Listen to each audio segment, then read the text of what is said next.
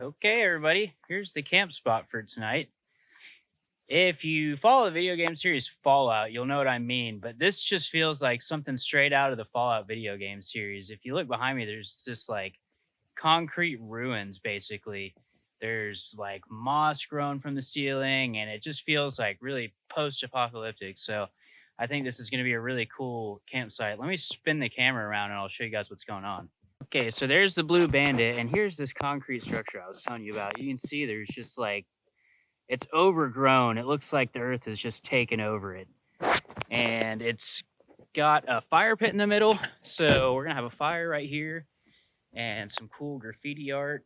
So just a really neat place to camp out. By the way, this is in the middle of nowhere. I'm probably 30 miles off grid, I would say. So it's kind of an odd thing to come across. There's some holes in the ceiling, so I don't think we should have any issues with smoke ventilation. But that's what I'm going to do. I'm going to set the Eno up between these two posts and then have my fire right here and be able to easily access all my cooking supplies and things like that. So I'm going to first unload all my firewood, and then that way I can have easy access to it tonight.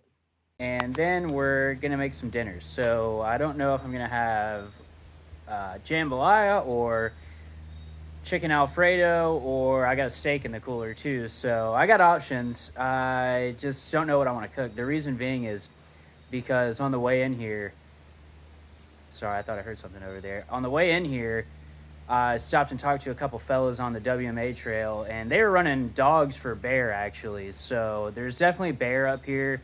This is in the middle of the Cherokee National Forest. So I don't want to cook anything that's going to be too smelly, I guess you might say, that would attract bears or mountain lions or anything like that. So I think I'll probably go with chicken Alfredo just because it's not going to have that real meaty smell like a steak or smoked sausage or something like that would. But let me put you guys down. I'm going to unload the firewood, and I'll get back to you guys when I start cooking this dinner. Okay, here we go. Going to cook some dinner. First things first, I want to tell you guys about my find of the century. I found this Yeti on the side of 75. I was taking my buddy to the airport the other day, and I found this Yeti laying on the side of the road. So I whipped it over on the, and rush hour traffic, pulled over on the side of the interstate and snagged it. I had to put some elbow grease into it. It got some pretty bad road rash from falling off the back of whoever's truck or boat or whatever it was, and I cleaned it up, and it's been holding nice for the past 4 days, so I'm pretty stoked about that. So anyways, let's get back to it. First things first, we're gonna have to prep the chicken. So let's get that out. If we can find it, let's see.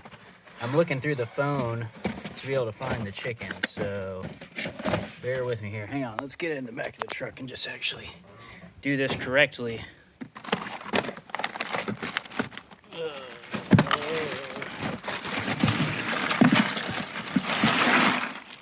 Here we go. Some chicken, and there's sausage in there too, but we're not gonna use that tonight. So here we go.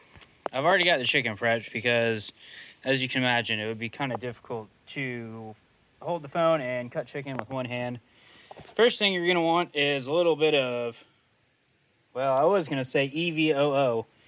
That's probably a little bit too old for some of you younger folks. That was a Rachel Ray reference.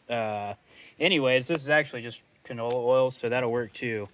But I'll probably put about a teaspoon, question mark, in there. See how that does? That's probably good right there. Just enough to coat the bottom of the pan so the chicken doesn't stick. And we'll wait for that to heat up, and then we'll dump the chicken in there. All right, we got the chicken going. I didn't show that on camera. I've never been known for my patience, so as soon as that pan started sizzling, I threw it in there. But I just want to give a quick shout out to Scott Dreyer. He gave me all this firewood. I met him on the trail a couple days ago, and him and his mom turned out to be some really cool folks. So I just want to say thanks for the firewood, Scott. Now, the only thing I'm going to add to this chicken is a little bit of roasted garlic and herb seasoning, just to give it a little bit of flavor. Most of the flavor is going to come from the vodka sauce. I said Alfredo earlier, but it was actually vodka sauce now that I've looked at it. Sorry to all you Italian folks out there. So the chicken's done. I put it on a plate here. You can see how good that looks. I've also got the Dutch oven on the stove. boiling some water. I've got about, I don't know, 4 ounces of, not that much, 2 ounces of fettuccine in there boiling. So once that softens up, I'm going to strain all the water. We'll add the chicken back in. We'll add the vodka sauce, and then we'll be ready to roll. So I'm going to get back to you guys when it's all finished up. So there's my supper all plated up. Get to enjoy it in front of a nice fire with some beautiful scenery. Okay, real quick while I stuff my face. If you guys are watching my videos, I sure do appreciate it. I'm mainly just doing this for a creative hobby, but it's always cool to introduce people to the outdoors and what you can be doing in your free time. So let me know what y'all enjoy doing in your free time. If you guys hike, fish, canoe, kayak, whatever, I'd love to hear about it. If you guys got a channel, link it in the comments, and I'll be sure to check it out. So thanks again, y'all. Have a great night. Peace out.